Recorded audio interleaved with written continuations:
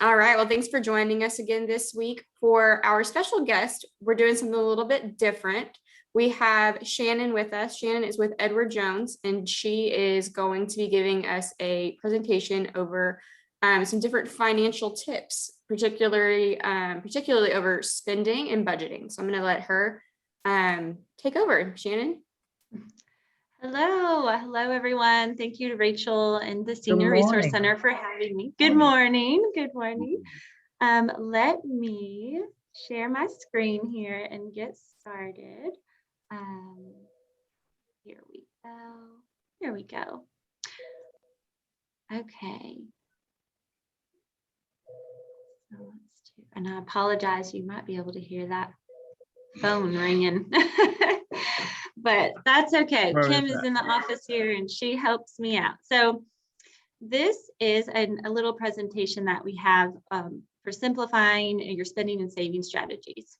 And so you may know some of these things already, but hopefully you can walk away here maybe learning something new or being able to share something with someone else. But first, I'd like to just say my name is Shannon Chirillo, and I will share my contact info at the end if you'd like to call me with any follow-up questions or send me an email. But it's great to be with you. I have been working for Edward Jones since last year.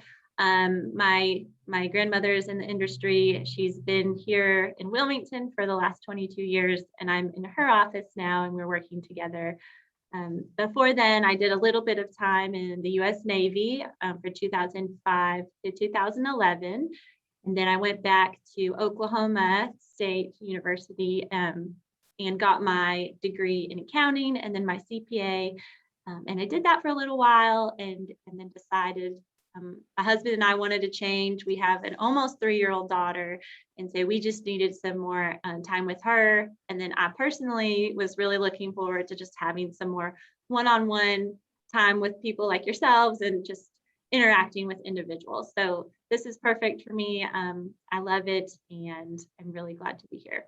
And one of my goals is to now just provide some education to other people to help them become educated investors, or just to provide more opportunity to change lives. So this is why I'm really excited to be here. So let's go ahead and I just want to share some tips with you on ways to help you make your money go further and achieve financial goals. So today we're just going to talk about understanding your personal budget, some different ways to put every dollar that you earn to work for you, and ways to strengthen your credit while reducing debt, if those things apply. If not, I apologize. So talking about finances can be a little difficult for some people. I know the word budget can make people cringe. For my husband, it used to.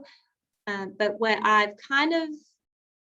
way I kind of think about it now is we work really hard for our money and we want to control it and not let it control us. So a budget to me now is kind of just telling my money what to do, where to go, so that it's not kind of telling me what to do. So by the end of this, I hope that you'll just have some tools to develop a strategy to help you balance your spending, saving, borrowing needs, and achieve anything else that matters. So here we use this 5-step process, which I think can be used by anyone, anywhere.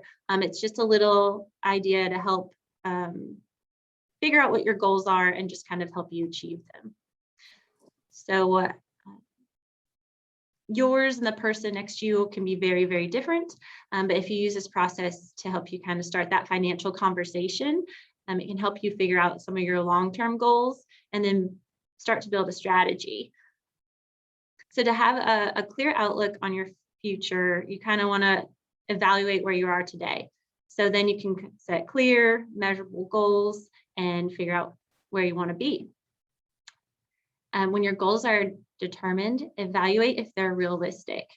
So if I want to retire tomorrow, but I just got started kind of saving yesterday or last year, maybe that's not super realistic. So you just need to kind of determine the amount of time that you have to invest and then the investments that you're comfortable with. So your time horizon and then the suitability. So what's suitable for you? Somebody that you already work with, a trusted financial advisor can help you with this. Just decide like which solutions and strategies will help you work towards your goals. And so knowing more about the solutions and strategies available to you can help you make more informed decisions about where your money is going and what it's doing for you.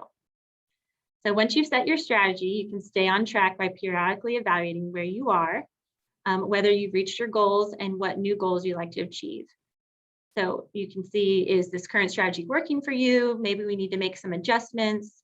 You want to revisit this often, at least annually or more often. So let's see, when we start this process, you just want to ask, where are we at today? I think of this as like everything you owe and everything you own. So you want to consider your investments, your cash savings, your debt, and your income. So often our perception of how we spend and the reality of how we spend can be very, very different, and even for myself. So this is something my family currently and will continue to work on. And oftentimes I tell people there's a lot of ways you could do this, but it could be easy to just grab an envelope for a month and just put every receipt in there. And then at the end, just take a look and see, okay, these are the categories of where I actually spent my money. A bank statement can work too, or if you actually write these things down, that's even better. But now things are shifting so electronically. So sometimes we need to print those statements and kind of see where are we actually spending. For us, the big thing was kind of groceries. I thought, well, surely we're not spending more than, this much on groceries. And at the end of the month, I look it up and it's significantly more. And I'm talking like not just the food, but all of the things, the paper products and everything. And so what we did is we took actually cash out for the amount that we wanted to spend. And we just practiced with that specific category. And it really worked for us. And I don't know if that will work for everyone, but that worked for us. And so it's interesting when you kind of you're not thinking about it, that you just spend sometimes. But budgeting will help you get a handle on what you spend each month and what income you have to cover those and to save for your future. So people can be surprised like this, like I said. Tracking your expenses can help with this. And it typically takes maybe even 3 months or longer. It's kind of a practice when you first start. So you do have to practice it and don't get discouraged, and kind of think of it as like a work in progress. Like, okay, this is what I thought I was going to spend, but this is what I really spent. And that's okay. Just make those adjustments and then practice again the next month. And it just gets better and easier and easier.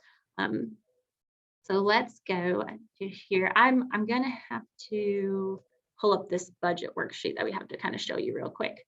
So let's see. So this is just an example, full screen. And I can drop these off if this is something that you or somebody else might be interested in. I can drop these off at the center, or I can email them to you, however you like. So this is just an example of how we can kind of help people get started to keep track. You can write this down on your own as well on a piece of paper, but this could be helpful to kind of give you an idea of, maybe what are some categories that you might forget about. Or you can even add your own categories at the bottom. Gifts are a big one. I always feel like I want to buy someone, this little thing right here, this little thing for my daughter. It's no big deal. And then sometimes it can really add up, and it's just not something you really think about, especially if it's not that much. So let's go back to the presentation. I didn't really put that in there. Okay.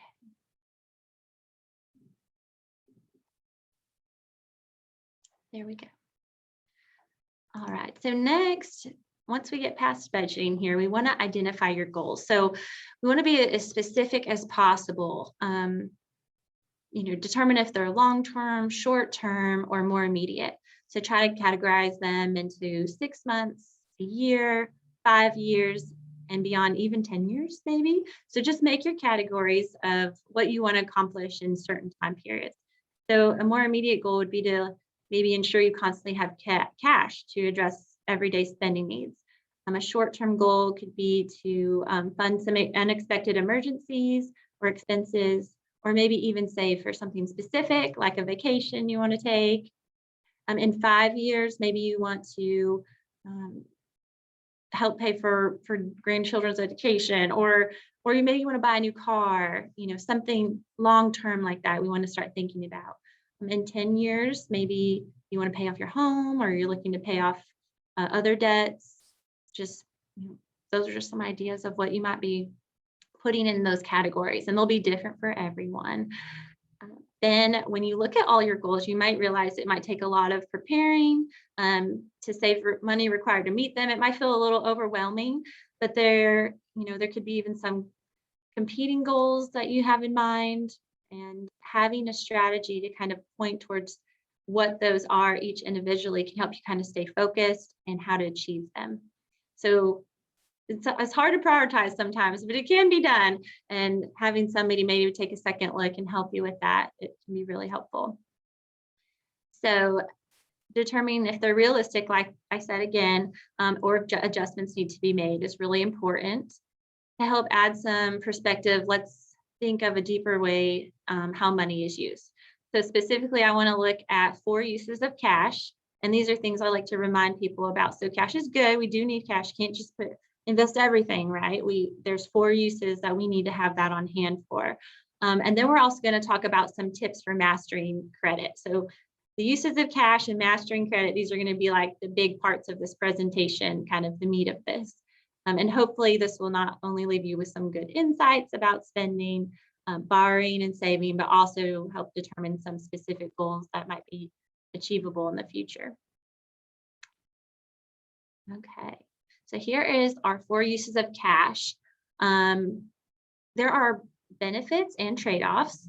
Cash can provide for your current spending needs, and it can serve as a cushion for the unexpected, things that we already know.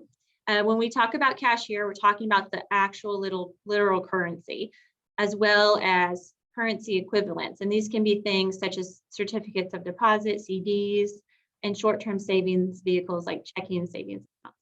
So that's what we mean by cash. When it comes to your long-term goals, it's important to understand that cash generally earns a really low rate of interest. We know this. You're not going to gain a lot because of inflation.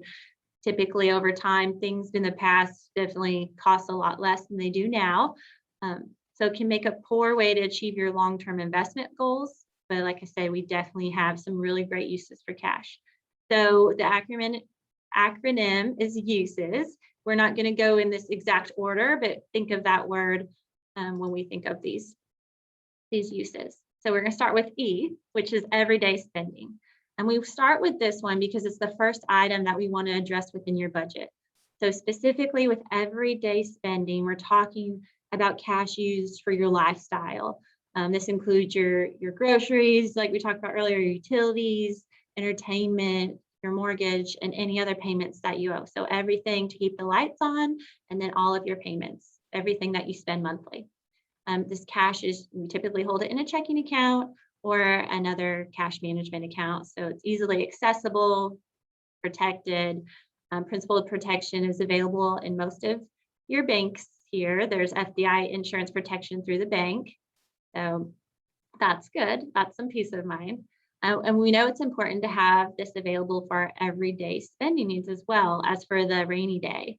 So outside of the budget exercise we just talked about earlier, it's likely that many of us have never really taken the time to think about how much we need outside of that. And here's just a little tip. We have these little tips in here. So some of you might already be doing this, but auto pay is a way to automate your spending and make sure your payments are paid on time regularly. Some utilities and other bill pay vendors offer this opportunity to make sure it's automatically deducted from your account. You can even use a charge card and earn rewards, but let's just keep in mind that's not right for everyone. But that's a possibility if that's something you're going to make sure you're paying regularly as part of your budget. So some even offer a discount for these services if you do set up an automatic payment, and then some do charge a fee. So we want to make sure, for example, I think if you do use a credit card with certain energy or other types of bills, they may charge a fee. So we just want to look out for that, whether that's a 1% processing or 2%. But then if you use your checking account, then that could be different. So just look for those things. And if that's something you're not already doing and are thinking about it. So using this can help you make sure you're on time. It's also a good idea, which we might already know this and experience, to just have a little bit of extra money outside of what your normal payments are, just in case, they might be a little higher some month and we don't want any things to bounce from those accounts. So we'll talk more about late payments and credit scores in a little bit, but the convenience of these automatic payments can result in fees and penalties if not consistently monitored. So we definitely want to make sure that we're checking these on a regular basis and we don't just set them and forget them. So signing up for an online account is a way to help monitor your balance. A lot of you might already have the banking, mobile apps, or definitely getting your statement sent to you is good, but you can log on sometimes and see what's going on in your accounts. And that's a great way to stay on track and make sure that you don't have too much coming out of there. All right, so this is a little bit of an oxymoron here. Having too much of your savings sitting in cash can be an issue. This is especially true when you are investing for long-term goals such as retirement. So in fact, your cash strategy is a key factor to your long-term success. So it's an important thing to keep in mind. We definitely touch on this here. A lot of people walk in, they're like, let's invest the money. And I'm like, okay, well, let's take a step back and let's talk about your cash needs, right? And let's make sure that you have enough on hand before we even get further down the road. So to find out how much enough, let's go back to that word that made some of us cringe a little bit earlier. The budget.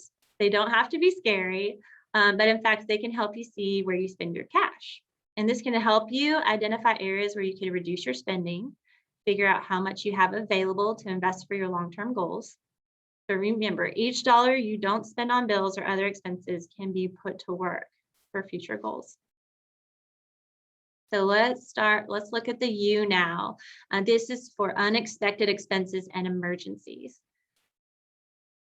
And this is very important. So a lot of people, including myself, have experienced this and maybe not have been as prepared as we like to be, but that's okay. We learn. So it's really not a matter of if, we know it's a matter of when you're going to need to deal with some unexpected events. So it's really important to have this cash reserve in case of, unfortunately, job loss, your home repair, or just other medical expenses that might be unplanned. This should be held in an easily accessible principal protected account, such as a savings account, money market, maybe a short-term CD might be appropriate here. Well, that's something you would want to talk to someone about or think about your strategy. These tend to pay interest on your balances, so that can be good. Right now, we know those aren't very high, unfortunately, but a little bit, every little bit can count, and make sure it's still working for you. So establish an emergency fund to help prevent the need to sell those long-term investments that you might have, or take out of your retirement accounts to meet your short-term cash needs. This is especially valuable during short-term market declines when these investments can be down in value. We definitely saw that last March. It was a great recovery, but that was a little maybe hurtful for some people that weren't quite prepared for that. So you may be better prepared to stick to your long-term investment strategy, knowing you have cash set aside if this occurs. So how much do you need? It's a great big question. How much do I need? This is very individual for each person. It really depends on your situation, but 3 to 6 months is what we typically recommend for your living expenses. This is everything that you need to keep the lights on, to eat, to live, continue to live well. So 3 to 6 months, and I'd recommend even having access to maybe a line of credit, some personal line of credit, just as a supplemental way to meet this type of need, just in case. We don't like to use that either, but it could be better than tapping into some retirement funds. So consider the Bureau of Labor Statistics is they're saying that the median length of unemployment in 2015 was about 3 months.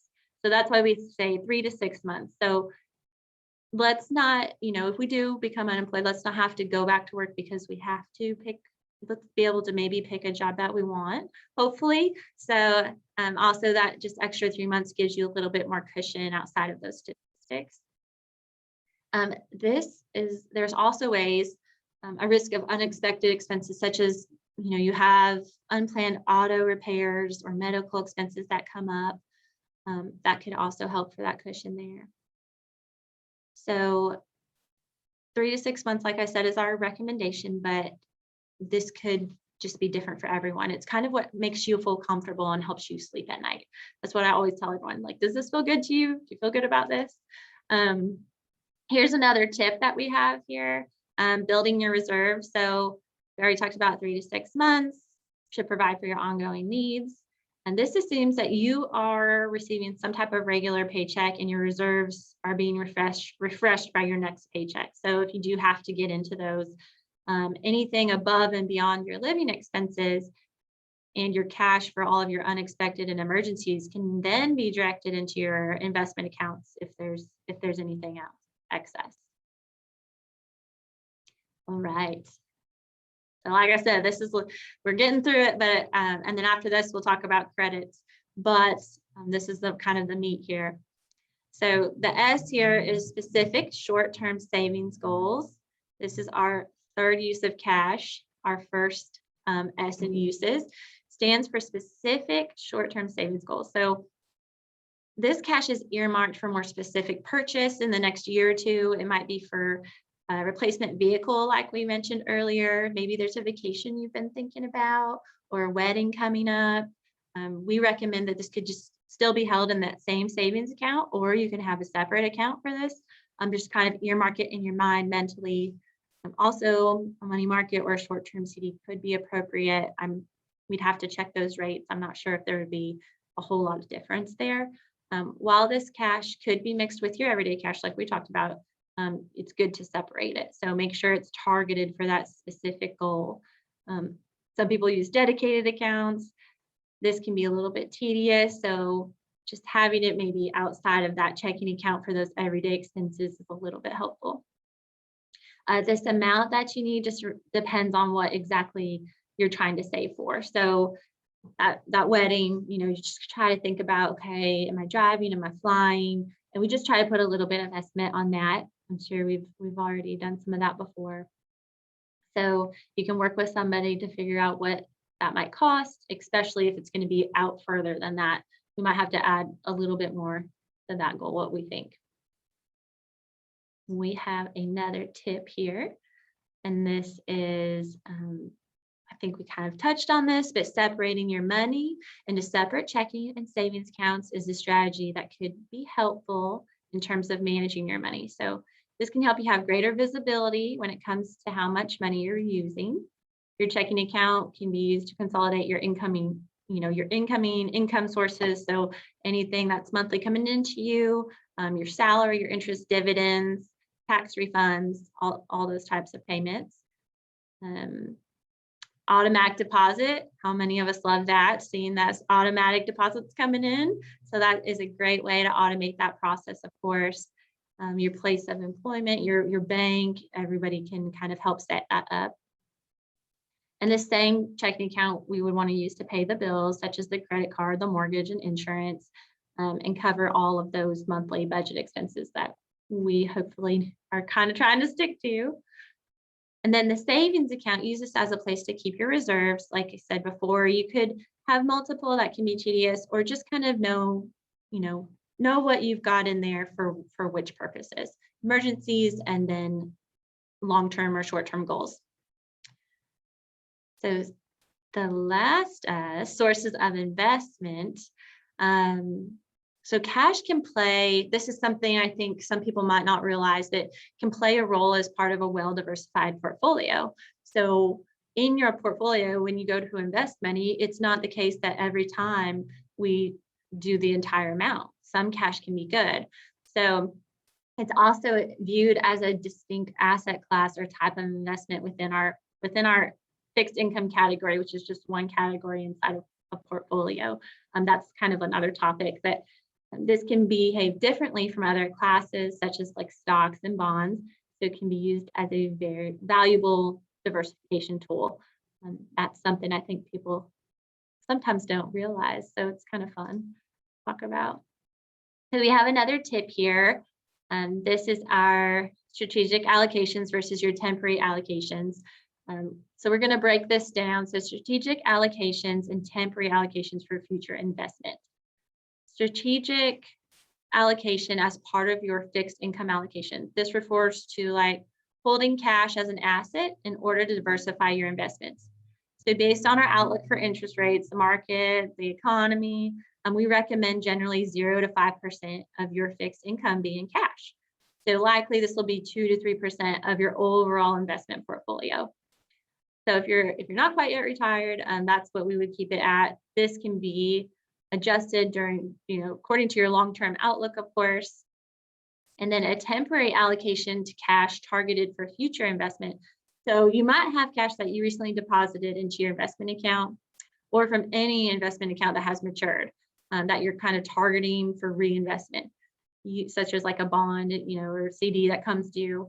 So you might wonder, when is the right time? And this is a great question we get all the time. When is the right time to put this actual cash into other investments like stocks or back into bonds? So in our view, we always say the best time to invest is when you have it available. Just because we don't have a crystal ball, we don't know what's going to happen with the market. We know on average it's always going to go up, but we do see it kind of go like this sometimes. So one way to take timing as well as your emotions out of this investment decision is through dollar cost averaging.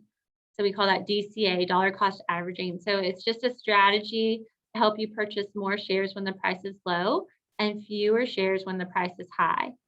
So it can help kind of smooth out the price you pay for your investments, as well as maintain discipline in your investing decisions.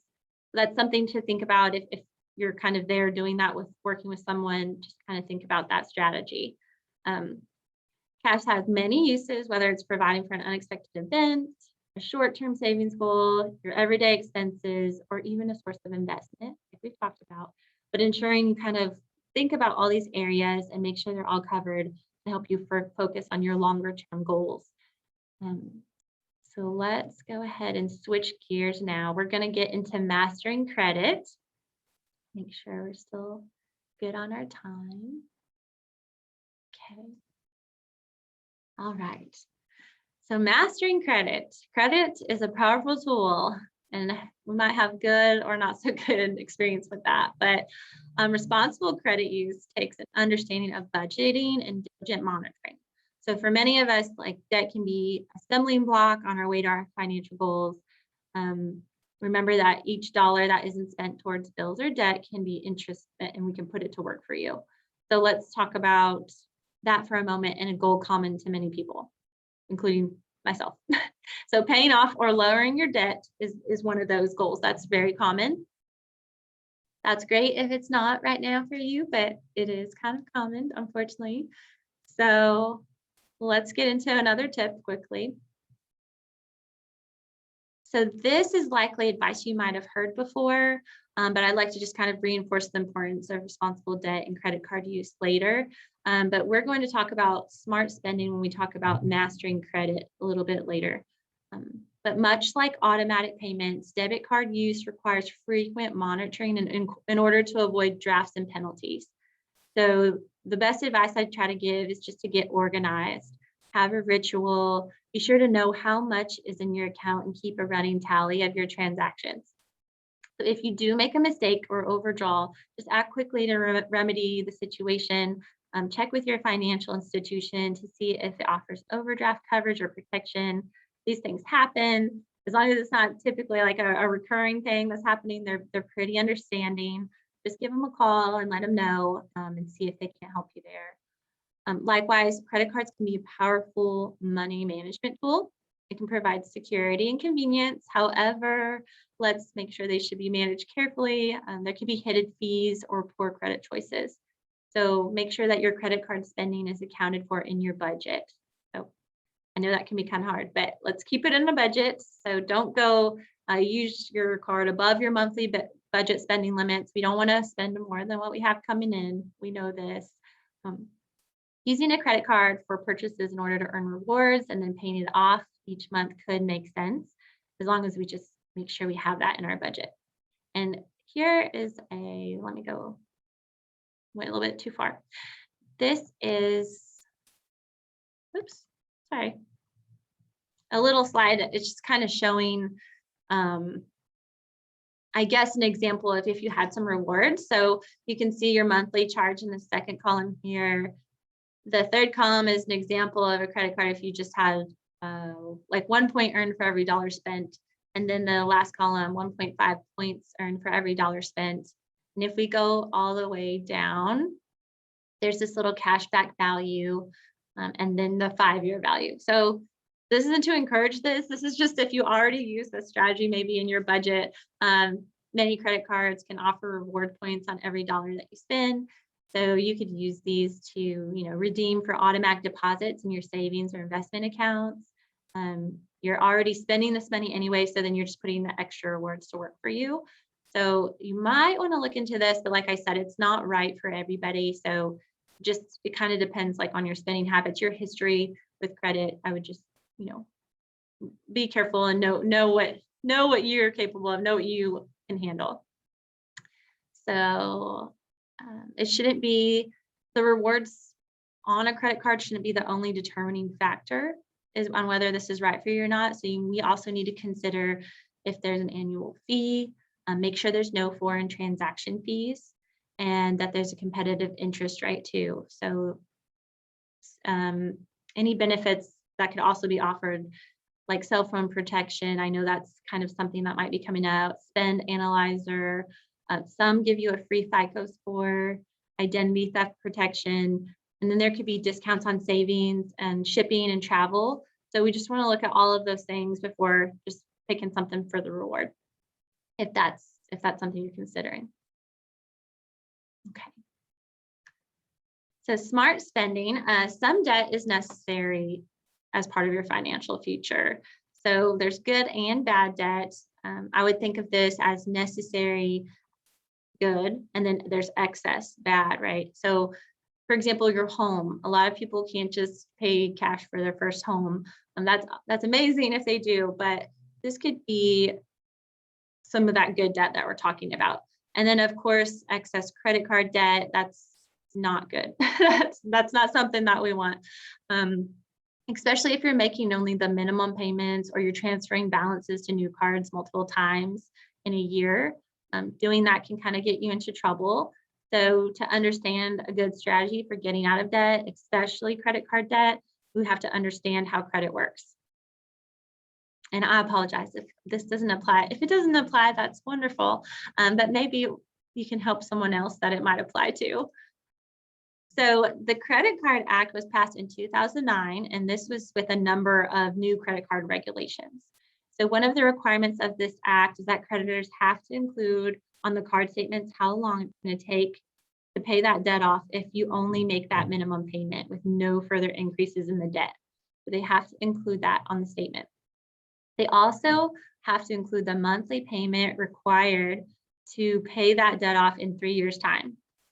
So fully paid with just the minimum and no additional debt added, and then also to pay it off in 3 years. They have to include that as well. So this example, you can see the interest owed can make a significant difference here. So staying on top of your credit card and other payments is keys to maintaining your good credit.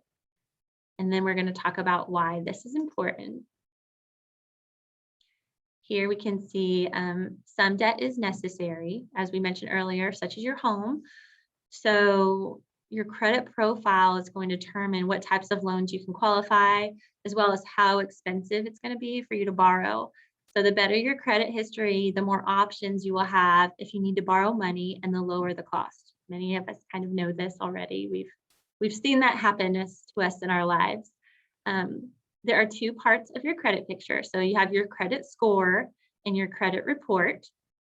So generally, creditors use what we refer to as a FICO score, which is your credit score. That's FICO. And this is gauging the credit worthiness of the borrower, of us.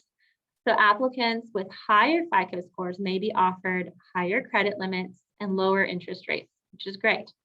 These can range from 300 to 850. And generally your score near or above 740 might be required to get kind of the best rates available from your lending institutions. When you go for a car or a house, this score higher is probably going to get you the better interest rates. It changes, and different institutions use different criteria when it determines the rates that are offered. So consumers with below a 620 could be regarded high risk. So lenders might believe these consumers have difficulty paying back a loan, or they might have had financial trouble in the past or taking out a lot of new credit. Therefore, a higher rate, you might have a higher rate, or you could be denied altogether.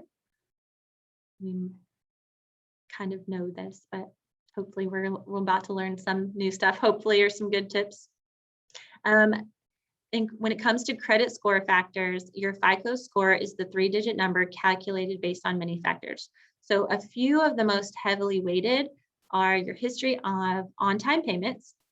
So late payments on bills that are reported can negatively impact your score, as can accounts that have gone to collections or been written off by lenders, like already in collections and they've been written off.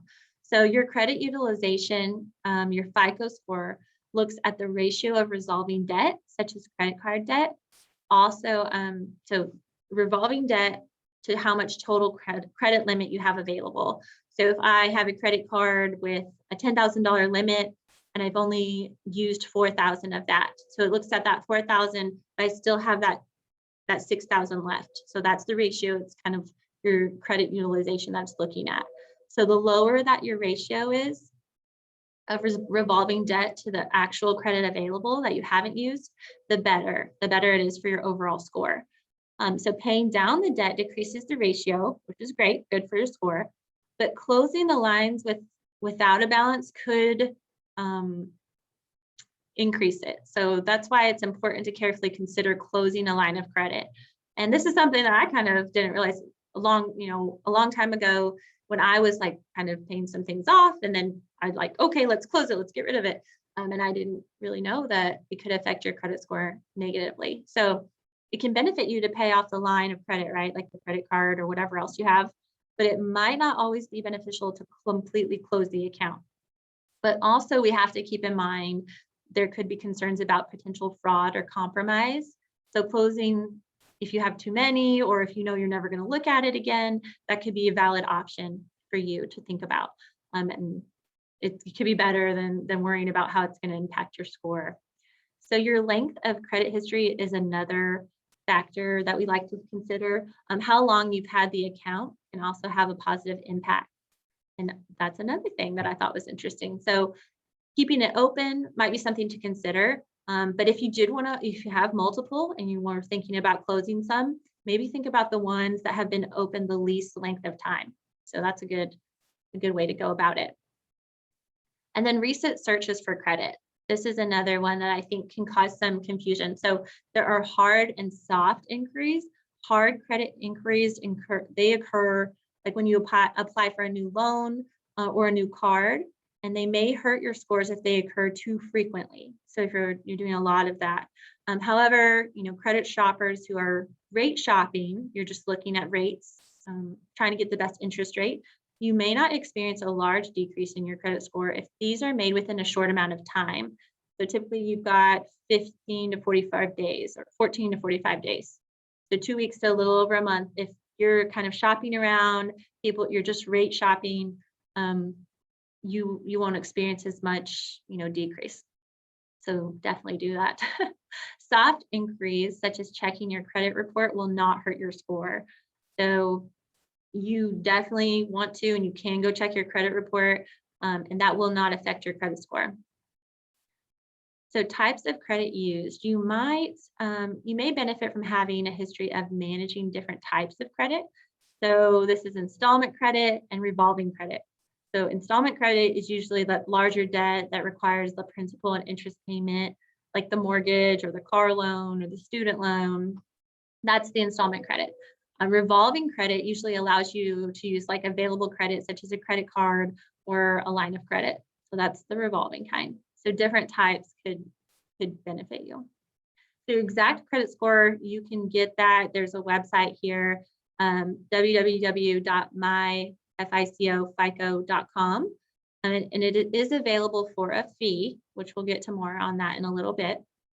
But that's where we can go. And many of you might know that already. Here is some more credit report tips. So one of the best things you can do, I used to do this frequently, and it definitely helps because there might be something you forgot about or didn't realize, but you can manage your credit score by monitoring your credit report. So by law, you are entitled to one free credit report per year from each credit bureau. And so there's 3. So 1 per year from each one, and they're free. So this is going to help you understand what banks and other institutions are looking at when they look at your credit history. Your credit report is maintained by these 3 companies or credit bureaus, and that's Equifax, Experian, and TransUnion. They collect and they collate the information from a variety of sources. So this can be lenders, creditors, utilities, debt collection agencies, and courts, public records. So often creditors may only report to 1 or 2 bureaus, and different lenders report to different bureaus as well. So this is why it makes sense to request your report from each one. So what we typically recommend is that you request it from each one on a staggered basis. So for example, you go to Equifax and get one in January, and then maybe you go to Experian, you get one in May, and then get your last one from TransUnion in September. So you're getting it 3 times a year. Again, you're entitled to a free report, and it does not, it doesn't hurt your credit score. Typically, when you do this, though, your credit score is still available, but you have to pay a fee. So the report is free, but the score is not. So not all lenders report to all 3 bureaus, like we mentioned. So this is why your report might differ slightly from each one. And then also you have those 3 credit scores that also might differ slightly. So that's another reason why. So you can go here to this website to request it at any time. It's www.annualcreditreport.com. It's important to note there are several companies who have established similarly named websites, and they try to charge a fee for this service. So make sure you don't pay that fee and no fee for the report. So it's that website. It offers the service for free on an annual basis. And then some of you already have this, I'm sure, but credit cards can offer free credit report and monitoring, and sometimes even the score. So in addition to maintaining a good credit score, it's important to keep aware of your credit picture to help against fraudulent activity. So this is when I mentioned earlier, I think when I was purchasing a home, they showed us our credit report, and I was like, oh my gosh, what's that? What's that? And it was nothing big, or it was something that we have, or we did have, maybe it didn't have a balance, but sometimes it's still there. And so it's good to kind of keep in mind what's there. If you forgot about anything that you don't have a balance on, an account is still open, and just kind of monitoring that activity. So it's really important, especially for fraud. So there's, unfortunately in recent years, we've seen a lot of things in the headlines and the news about this fraud. So definitely become familiar with anything that looks unfamiliar on your report. If it doesn't look right, just contact that institution and see what action you need to take. And they can walk you through and help you understand what it's for, and get you more details on it. And then real quick, it looks like Ms. Gwen has a question. Yes, thank you.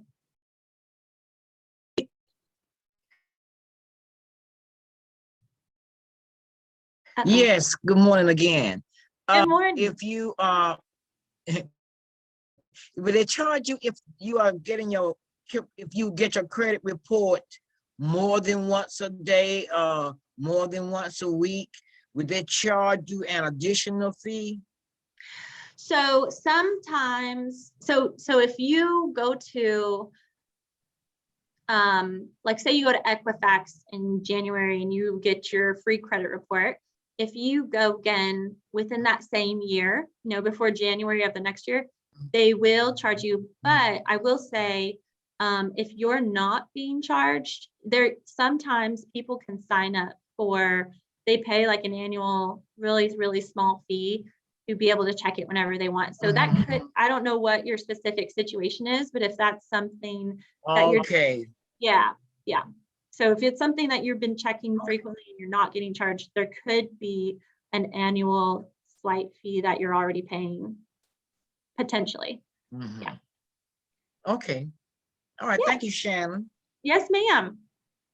Thank you. And please interrupt me again. And I apologize, I haven't paused to ask if you have questions. So thank you for that. Please definitely interrupt me. Let's continue here. Okay, so building credits. This might not apply to some of us, but it's also a great way to establish credit for college students or grandchildren, help a loved one. But let's get into that. Let's be careful and get into that, but help someone rebuild credit too. And I've actually helped someone before and it worked. So make sure you're working with the right person, but you can add someone as an authorized user. So it gives them the ability to use the credit card, allowing them to start building a credit history, but without being responsible for the charges. So let's be careful with that if you're going to do that. If it's, make sure it's somebody that you trust, or don't let them use it. I don't know, just like, just make sure it's somebody you trust before you think about doing things like this. You as a primary card holder are still responsible for paying off any charges. They are just an authorized user, so be aware of that. So another option could be a better option potentially, depending on who we're dealing with here or who you have in mind. Another option could be adding a joint owner on a credit card. So like my husband and I have a joint card.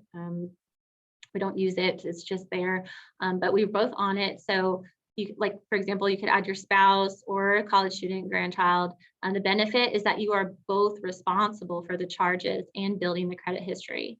So you have, you could have the ability to redeem rewards, set up alerts, manage the account, set up alerts like how, if there's too much, you don't want a certain amount, or if there's like one charge that's too much, you can get alert for that.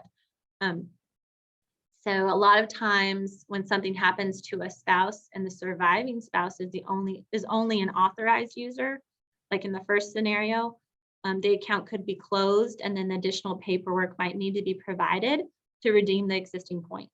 So that's something to keep in mind if you're married or you have a trusting relationship. Potentially a joint owner could be better than the authorized user if something were to happen. So you would have to apply for, if this does happen, you're just an authorized user, you'd have to apply for a new card. Depending on your situation and your personal score, it could be challenging for you to get a new card. This is something to keep in mind. So here are some more strategies here. A lot of us have probably heard of what I'm about to kind of talk about too. I know I have before I kind of reviewed this presentation, but let's discuss some more strategies about debt consolidation and paying down debt. And maybe you've already used some of these or are using some. So you can get, let's see, here's a good illustration here. Okay, so getting a handle on credit card debt by creating a strategy and paying more than the minimum whenever you can. So this is kind of common sense, but it really helps to kind of put it pen to paper sometimes. I've done it before, it's great. Sometimes it's not great looking at it, but depending on your particular situation, you might want to concentrate on paying down one card at a time.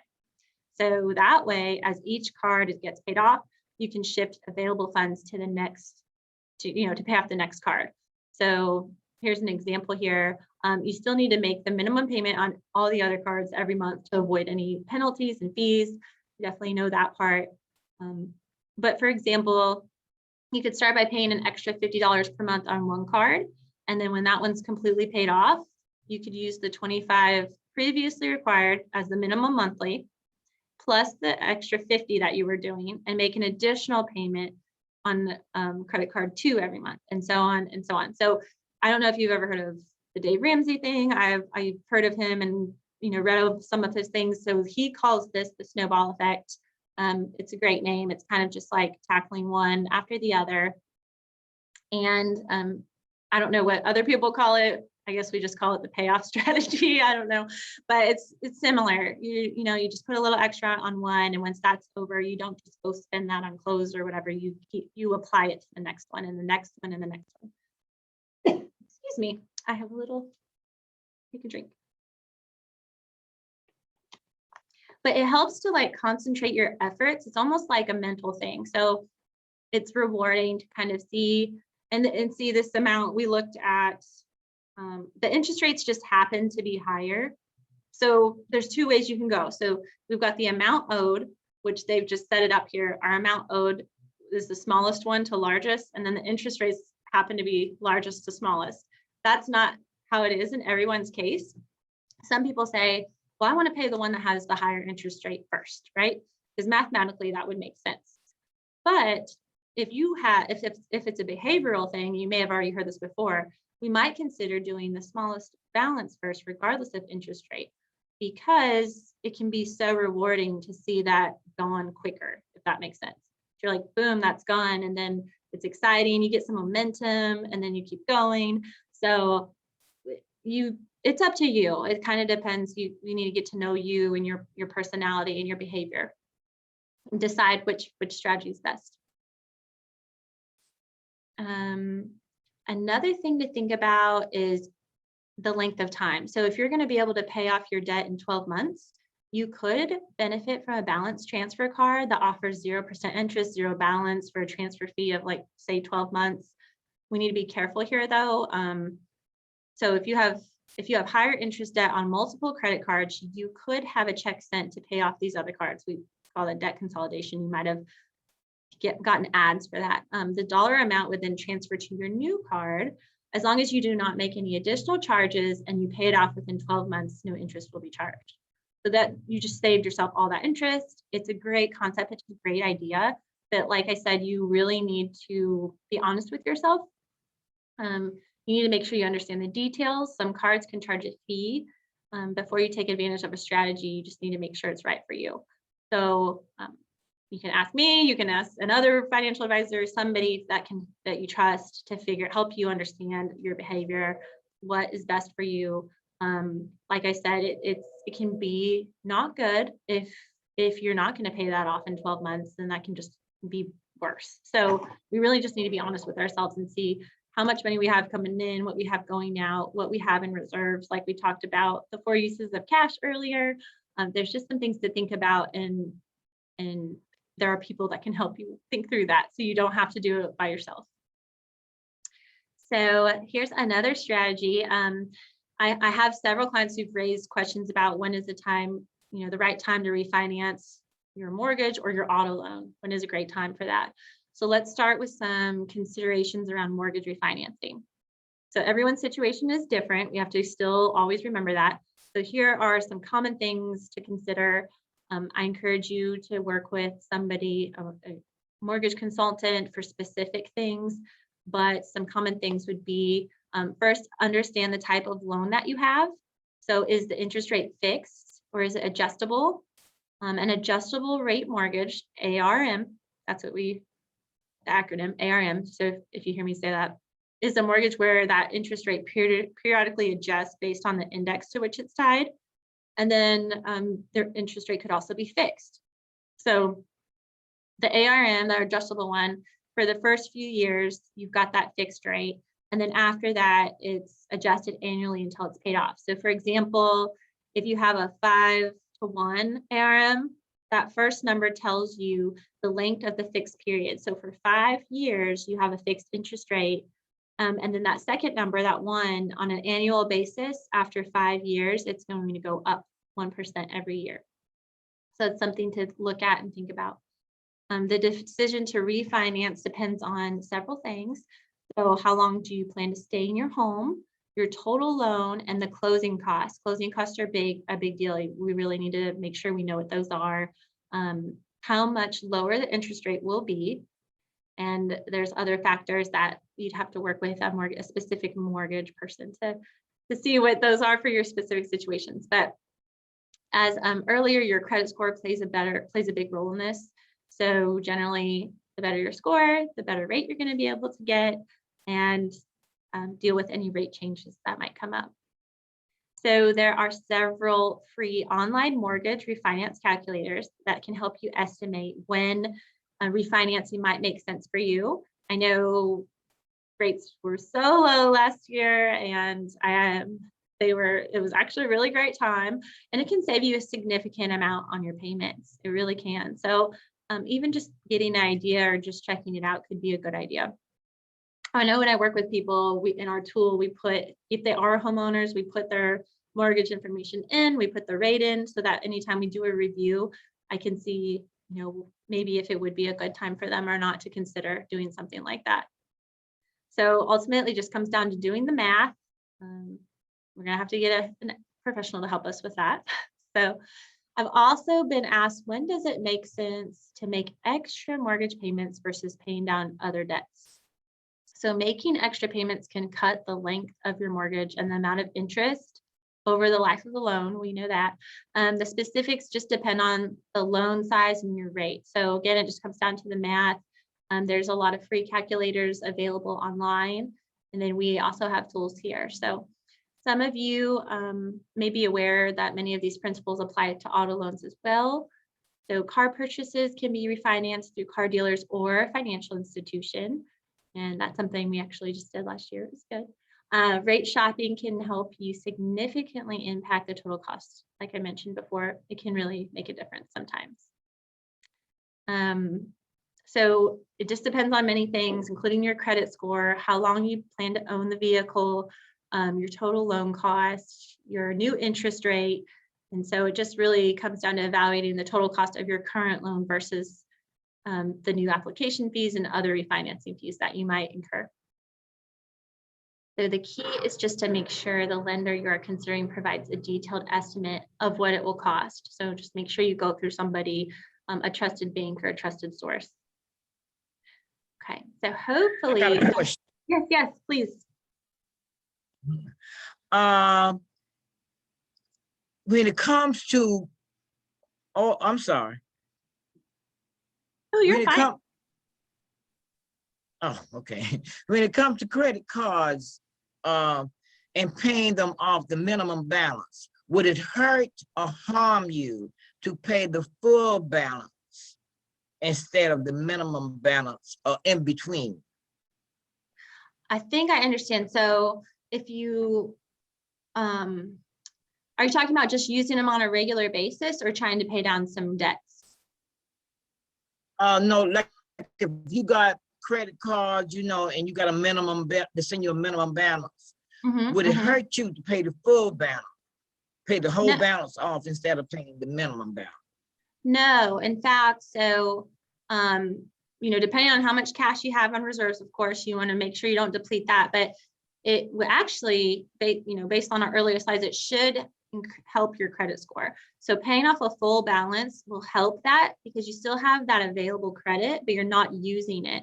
So, so that will help your credit score. But if you close that, if you pay it off in full and then close it, that could potentially lower your credit score. Yeah. So it should not, no, it should not. Yeah. Good Thank question. you. Yes, good question. Thank you. Okay, so hopefully some of these things we've talked about will help you through the first, those first 4 steps. We'll revisit that out of that 5-step process we kind of talked about. But so there's 1 step still left. Let's take a look. Mr. George, do you have a question? I saw your hand. Yeah, one of the things I found out, I guess about 4 or 5 years ago, was that I took a trip to Germany and I used a credit card.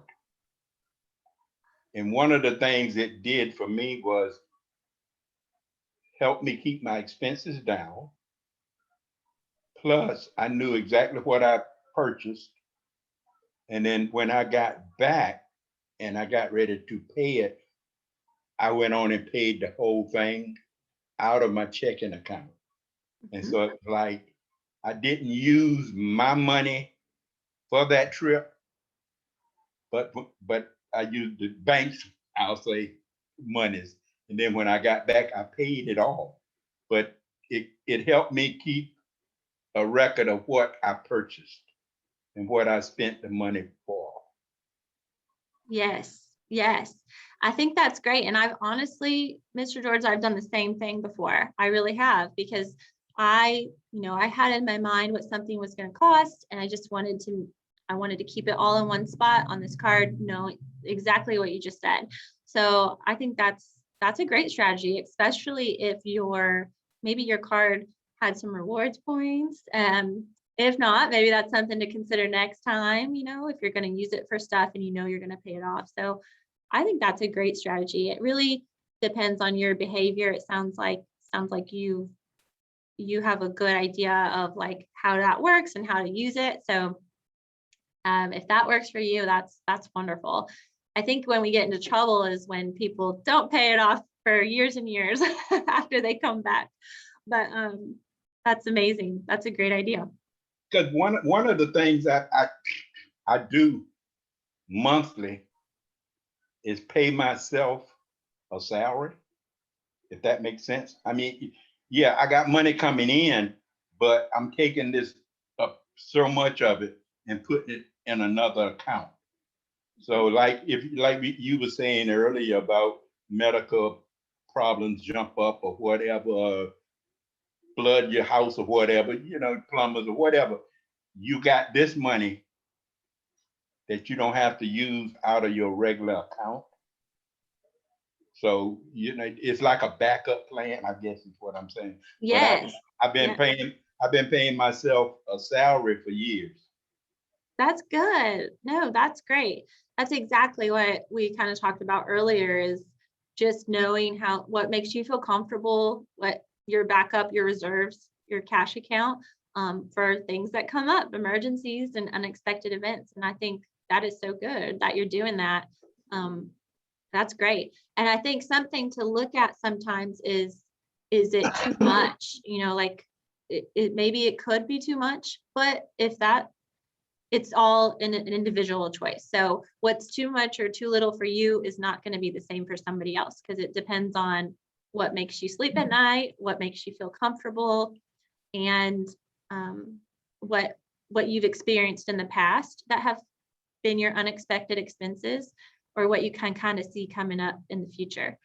So that is wonderful that you're doing that. And yeah, because one of the things I've noticed and it happened is that last year during the virus, so forth, your monies that you spent, that you were spending normally, like laundry, utilities, going out or whatever, those monies are not spent like they were in the past. So the monies you spent for your laundry in 2020 is not going to be what it was in 2019. It's going to be less because you're not going to the same places or whatever. Your travel is not going to be as high in 20 as it was in 19 because you're not going any place. So your driving expenses and so forth is going to be less. And so you can take a certain percentage of that money and add it to this backup plan you have. Absolutely. Absolutely. And then when things are looking better and we might be able to go some places pretty soon here, hopefully, then you have that money, and that's wonderful. So that's a great way to look at it. I like the way you're thinking. That's good. Yes. Thank you so much for sharing that. I like those stories. That's encouraging to me to hear, because I unfortunately don't hear the great news sometimes, and that's okay. But we just got to work through that stuff. But I love that. That's good. So please interrupt me again if you think of anything else. And I think we just have a couple more things here to kind of wrap up. But this is looking back at our 5-step process that we call it here. It's, how can I stay on track is the last one. So we created the strategy, we've got the budget, we've got the goals and the plan. So it makes sense to us to review it annually. So we always review the people's goals, plans, strategies on an annual basis at the minimum. And I suggest you all do that for yourselves as well. It's a great idea. Things change, life changes. Also, anytime you experience a life event, so taking a new job, increased compensation, or even downsizing, maybe your organization downsized. Let's see, if buying a larger home, if you need to plan for additional expenses, adoption, this is, maybe childbirth, there's just big things that happen to people that they really need to look at their strategy again and assess if that's still right for them. They need to make adjustments. So preparing for your retirement needs to be based on the number of years you have built up in your retirement fund. If your time horizon is 5 to 10 years, your financial decisions are significantly going to change from someone with a 20-year horizon. So time is definitely important. And we know that. We have to adjust our plan accordingly. If a death, a divorce of a spouse, all of those things can significantly impact us, and we need to make sure we're still on track and adjust our plan. So hopefully it's happy stuff, but sometimes it's not, and that's okay. We just got to work through. So now that we've kind of talked about all these 5 steps, let's kind of do a little recap here in regard. Oh, I always do that. Sorry, here you go. So here's our little recap about reviewing the strategy. So it all starts with our budget. Understand where we're at today and just be honest with ourselves. If we have to get out our bank statements, if we need to, and maybe you guys are already doing this, it sounds like you're doing great. I like to do it for fun because that's just good thing I'm a financial advisor, because this is fun for me. I know it's definitely not for other people, but just reviewing where you're at today, staying on top of it, looking at where your expenses are going. Then let's sit down, set clear, measurable, realistic goals on where we want to go. And that is different for all of us. And dream a little bit. Let's dream about where we want to go. It doesn't all have to be like the house, the car, the things, it could be, I want to go on this trip. I want to take this fun vacation. I want to buy this fun thing, or just have some fun with it is what I try to tell people, because it can be. If you don't like the numbers part, just leave that to somebody else. We will do that in the background. Everyday spending. Let's review our uses of cash. We have our everyday spending. This is cash used for your lifestyle. We recommended having separate savings and checking. Sounds like some of you are doing that, which is great. Better clarity. It helps with better clarity. Automate your spending through the use of automatic bill pay. Some people do not like that. I completely understand. It's not right for everyone, but that could help some people. I also the importance of using your debt and credit cards responsibly as responsible spending tools. And then unexpected expenses and emergencies, 3 to 6 months, we said. So this can help prevent if there's dips in the market. If you do have investments and there's dips, you don't need to tap into those retirement accounts for those short-term cash needs. It's important. We want to see those continue to grow. Specific short-term savings goals. This is earmarked. Remember, that's earmarked for those specific goals in the next year or two, whether that's a vacation or a car. And then sources of investment. So cash can also play a role in your portfolio, which I think some people don't realize. So it can be a strategic cash allocation or temporary allocations for future investments. So we definitely want to keep that in mind. And then we talked about mastering your credit. We talked about, smart spending, the importance of staying current on your payments, changes brought about by the Credit Card Act of 2009, and some changes that you may be seeing in your credit card statements regarding that. The makeup of credit scores and credit reports, where to find your credit scores. And that was at, you probably already have it, but MyFICO, www.myfico.com. And then how to order your annual credit report through the www.annualcreditreport.com. And if you need those again, we can put them back up. And we also talked about our debt consolidation and reduction strategies, along with considerations including your card payoff, paying off any cards you might have, and then your mortgage and car loan refinancing processes. So working with someone, like I said, it can be helpful. Definitely for those refinancing, I can help you find somebody. You probably already have somebody if that's something you're considering. And I think that's pretty much it. We kind of asked some questions. You guys can ask more questions, of course, and then I will put up my contact for anybody that would like to have it. And of course, Rachel has it. If you guys want the budget worksheets, I can email them or drop them off.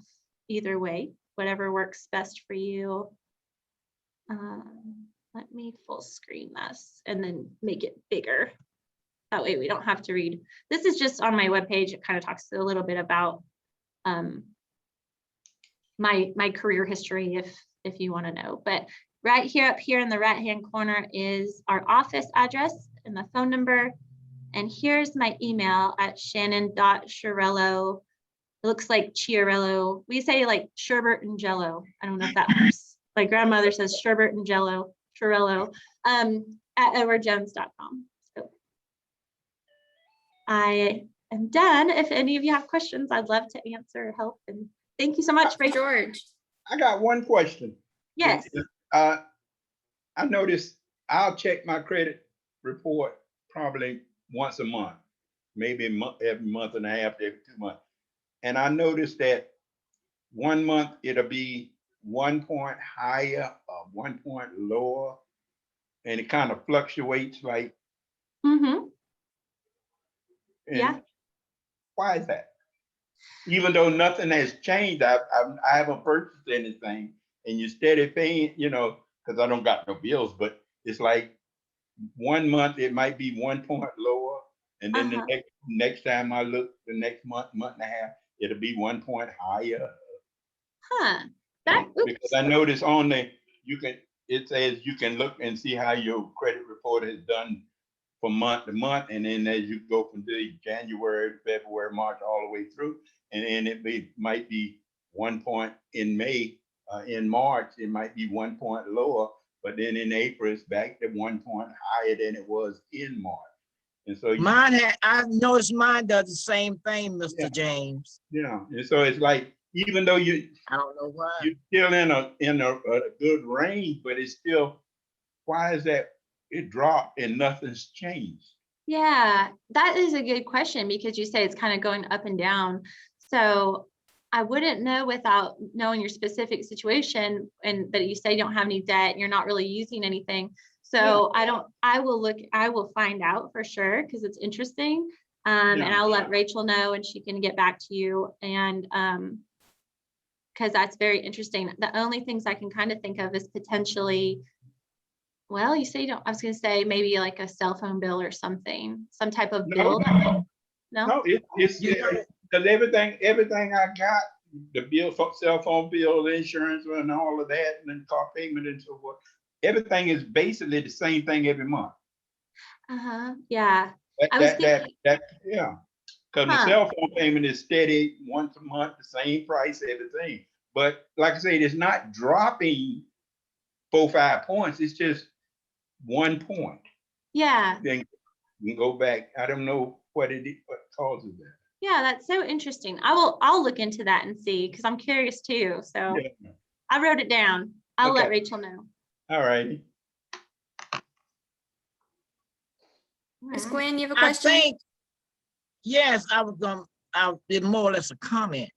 I think it's more or less had something to do with the amount of money that you spend in the bank. Like you may spend $20 for grocery this week, and next week you may spend $40 for grocery because you may have to buy something extra. And I think that the credit bureau look at your bank account too and see what you're spending. That affects your credit, I think, also. That could be, yeah.